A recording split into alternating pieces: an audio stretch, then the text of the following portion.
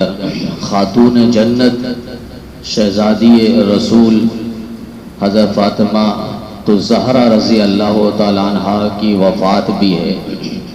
اور یہ بعثت رسول کے 5 سال قبل ان کی ولادت اور پیدائش ہوئی ہے۔ نام ان کا فاطمہ ہے۔ فاطمہ کا معنی جہنم کی آنکھ سے بچانے والی، اور کئی موقع پہ نبی علیہ السلام نے انہیں القابات دیے ہیں، لقب دیے ہیں، اور مختلف موقعوں کے حساب سے نبی علیہ السلام نے انہیں القاب دیے ہیں۔ ایک لقب بطول ہے، جس کا معنی سچی اور بے لوث محبت کرنے والی۔ سیدۃ نساء العالمین انہیں کہا جاتا ہے کہ تمام عورتوں کی سردار، سیدہ نساء اہل الجنہ، جنت کی عورتوں کی سردار حضرت فاطمہ الزہرا رضی اللہ تعالی عنہا، اور ان کو راضیہ بھی کہا جاتا ہے، مرضیہ بھی کہا جاتا ہے، طیبہ طاہرہ مطہرہ۔ حضرت فاطمہ الزہرا رضی اللہ تعالی عنہا انتہائی ذہین اور فتین تھی، اور بچپن کے زمانے میں نبی علیہ السلام جب اعلان نبوت فرما چکے تھے، اور کئی موقع پہ دشمنان اسلام مشرکین مکہ آڑے آتے، حضرت فاطمہ یہ سب کچھ اپنی آنکھوں سے دیکھ رہی تھی، بچی تھی، لیکن کبھی بھی نبی علیہ السلام سے یہ نہیں فرمایا کہ ابا جان آپ اس کام کو چھوڑ دیں، دعوت کو چھوڑ دیں، کچھ لمحے کے لیے ہٹ جائے، ایسا نہیں۔ ایک موقع پہ ابو جہل نے دشمنی نکالنے کے لیے، نبی علیہ السلام کی دشمنی نکالنے کے لیے ان کی لخت جگر حضرت فاطمہ کو تھپڑ مارا۔ حضرت فاطمہ آئی روتے ہوئے نبی علیہ السلام کے پاس، ابھی کچھ کر نہیں سکتے، کیا کرے، وہ مکے کا سردار ہے۔ حضرت فاطمہ رو رہی ہے، نبی علیہ السلام نے فرمایا ایسا کرو تم ابو سفیان کے پاس چلی جاؤ اور انہیں جا کے اپنا واقعہ بیان کر لینا۔ ابو سفیان بھی سرداروں میں تھا، اور وہ ابھی مسلمان نہیں ہوئے تھے، کفار کے سرداروں میں ان کا بھی شمار ہوتا تھا۔ حضرت فاطمہ وہاں گئی، ابو سفیان کو بتلایا اس طرح مجھے ابو جہل نے تھپڑ مارا ہے، کہا بیٹی میرے ساتھ چلو۔ اس کے بعد ابو جہل کے پاس پہنچے ابو سفیان، اور دونوں ہاتھوں کو بازو کو پکڑ لیا اور کہا کہ اب تم اسے زوردار تھپڑ مارو جس طرح تمہیں اس نے تھپڑ مارا تھا۔ حضرت فاطمہ نے پھر وہ تھپڑ گھما کے اس کے چہرے پہ مارا، اور پھر حضرت فاطمہ خوشی خوشی بچی ہے بھاگتے بھاگتے والد کے پاس آئی، تو نبی علیہ السلام خوش ہوئے اور ایک دعا دی، الہی ابو سفیان کے اس سلوک کو نہ بھولنا۔ علماء فرماتے ہیں کفار کے بڑے بڑے مشرکین کے بڑے بڑے سردار تھے، ان میں بہت کم ایمان لائے، لیکن ابو سفیان فتح مکہ کے موقع پہ جو مسلمان ہوئے ہیں اور کلمہ پڑھ کے صحابیت کی فہرست میں شامل ہوئے ہیں، وہ در حقیقت پیغمبر کی یہ دعا تھی اور نبی علیہ السلام کی یہ توجہ تھی، اور اللہ تعالیٰ سے جو نبی علیہ السلام نے دعا فرمائی کہ اللہ ابو سفیان کے اس سلوک کو نہ بھولنا، تو اللہ تعالیٰ نے کلمے کی دولت دی ابو سفیان رضی اللہ تعالیٰ عنہ کو۔ نبی علیہ السلام سفر میں جاتے تو سب سے آخر میں اپنی اس بیٹی سے حضرت فاطمہ سے ملاقات کرتے، اور سفر سے واپسی پر جب آتے تو سب سے پہلے حضرت فاطمہ سے ملاقات فرماتے۔ یہ عنصر تھا کہ جدائی، محبت کی جدائی برداشت نہیں ہے، سب سے آخر میں مل رہے ہیں، اور محبت سب سے پہلے آ کر حضرت فاطمہ سے نبی علیہ السلام ملاقات فرما رہے ہیں۔ سب سے چھوٹی بیٹی تھی، 15 سال کی عمر ہے۔ حضرت خدیجۃ الکبریٰ رضی اللہ تعالی عنہا جو ان کی والدہ ہے، وہ دنیا سے جا چکی تھی۔ نبی علیہ السلام ان کی پرورش فرما رہے ہیں۔ ایک موقع پہ نبی علیہ السلام نے فرمایا فاطمہ بضعۃ منی، میری جگر کا ٹکڑا ہے، جو اسے غضبناک کرے اس نے مجھے غضبناک کیا، یعنی جو اسے ناراض کرے اس نے مجھے ناراض کیا۔ خاتون جنت ہے، حسن و حسین رضی اللہ تعالیٰ عنہما کی والدہ ہے، حضرت علی المرتضیٰ کی بیوی ہے، اور نبی علیہ السلام نے فرمایا میں نے جہاں جہاں شادیاں کی ہے اللہ کا حکم تھا، اور جہاں جہاں میں نے اپنی بیٹیاں دی ہیں وہاں بھی اللہ کا حکم تھا کہ اپنی بیٹی حضرت فاطمہ کا نکاح حضرت علی المرتضیٰ رضی اللہ تعالیٰ عنہ سے آپ کروا دیں۔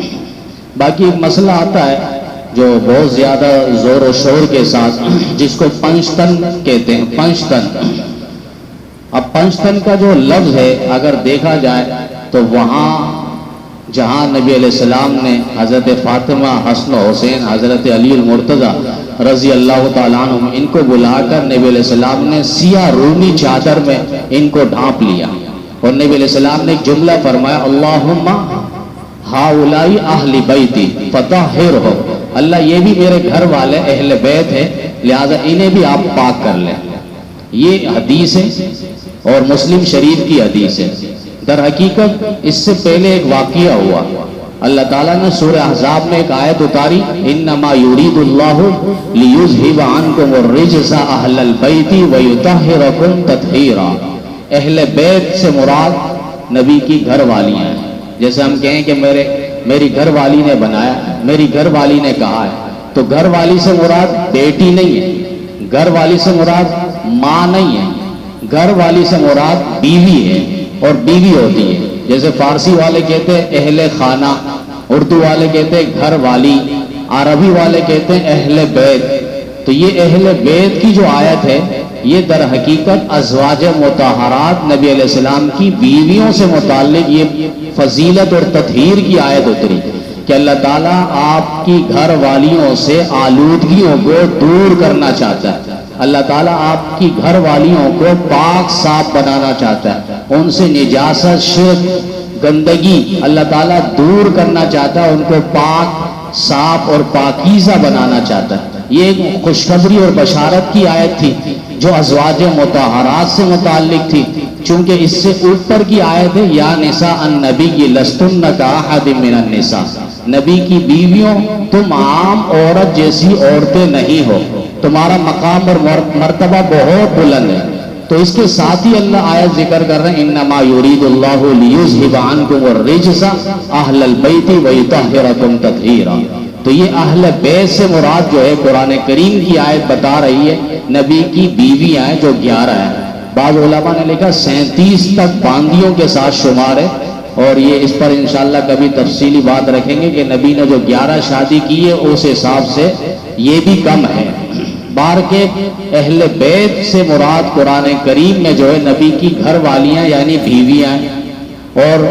حدیث میں آئے تو وہاں پر نبی علیہ السلام نے جب دیکھا یہ آیت تطہیر اتری ہے اور اللہ تعالیٰ نے ایک خوشخبری اور بشارت دی ہے کہ آپ کی گھر والیوں سے بیویوں سے اللہ تعالیٰ آلودگیوں کو نجاست کو گندگی کو دور کرنا چاہتا ہے، انہیں پاک بنانا چاہتا ہے، اور آپ اللہ تعالیٰ نے پاک بنا دیا ہے۔ اس کے بعد نبی علیہ السلام نے دیکھا حضرت حسن کو بلایا، حسین کو بلایا، اور حضرت فاطمہ کو، حضرت علی المرتضیٰ رضی اللہ تعالیٰ عنہ کو، اور رومی سیاہ رومی چادر بلیک چادر ہے نبی علیہ السلام نے وہ ان کے اوپر ڈھانپ دیا کہ یہ بشارت کی آیت میں یہ لوگ بھی شامل ہو جائیں، اور دعا فرمائی اللہم ہاؤلائی اہل بیتی فطہرہم، اللہ یہ بھی میرے گھر والے گھر میں رہتے آتے جاتے ہیں، میری بچی ہے، میرے نواسے ہیں، میرے داماد ہیں، لہذا آپ انہیں بھی پاک کر دیں۔ اب ہم دونوں کو مانتے ہیں، قرآن کو بھی مانتے ہیں جس میں ازواج مطہرات کی فضیلت ہے، ہم حدیث کو بھی مانتے ہیں جہاں اہل بیت سے مراد نبی علیہ السلام حضرت فاطمہ حسن و حسین، داماد حضرت علی المرتضیٰ رضی اللہ تعالیٰ۔ اب بعض کہتے ہیں بس پنجتن یہی ہے اور اہل بیت یہی ہے، نبی کی بیویاں نہیں، یعنی وہ یہ کہہ کر قرآن کی آیت کا انکار کر رہے ہیں، ازواج مطہرات کی عظمت اور رفعت اور تقدس اور مقام اور شان اور عظمت کا وہ لوگ انکار کر رہے ہیں، اور جو اہل بیت سے صرف نبی کی بیویاں لیتے تو وہ حدیث کا انکار کرتے۔ تو اب الحمدللہ ہماری یہ جو امت ہے وَكَذَلِكَ جَعَلْنَاكُمْ أُمَّةً وَسَطًا، یہ درمیانی امت ہے، یہ امت وسط ہے، یہ اہل سنت والجماعت ہے، جو سنت کو بھی مانتے ہیں، جماعت کو بھی مانتے ہیں، جو قرآن کو بھی مانتے ہیں، حدیث کو بھی مانتے ہیں۔ قرآن اجمال ہے، حدیث تفصیل ہے، قرآن متن ہے تو حدیث اس کی تشریح ہے، یعنی قرآن میں آپ کو کہہ دیا اللہ نے نماز پڑھو، اب نماز کیسے پڑھنا ہے، رکعتیں کتنی ہیں، فجر کی نماز کہاں کب کس وقت ہے، کس وقت پڑھنا ہے کس وقت نہیں پڑھنا، اس کی تشریح پھر حدیث میں آپ کو نظر آئے گی۔ تو قرآن کو بھی ماننا ہے، حدیث کو بھی ماننا ہے۔ قرآن میں ازواج مطہرات اہل بیت سے مراد نبی کی بیویاں ہیں، اور حدیث میں اہل بیت سے نبی علیہ السلام نے ان حضرت فاطمہ، حسن و حسین، حضرت علی المرتضیٰ رضی اللہ تعالیٰ عنہ کو مراد لیا ہے، اور فرمایا کہ اللہ یہ بھی اہل بیت ہے، گھر والے، لہذا انہیں بھی پاک کر دے۔ یعنی یہ گھر اس آیت کے اندر داخل نہیں تھے، لیکن نبی علیہ السلام نے اپنی دعا، التجا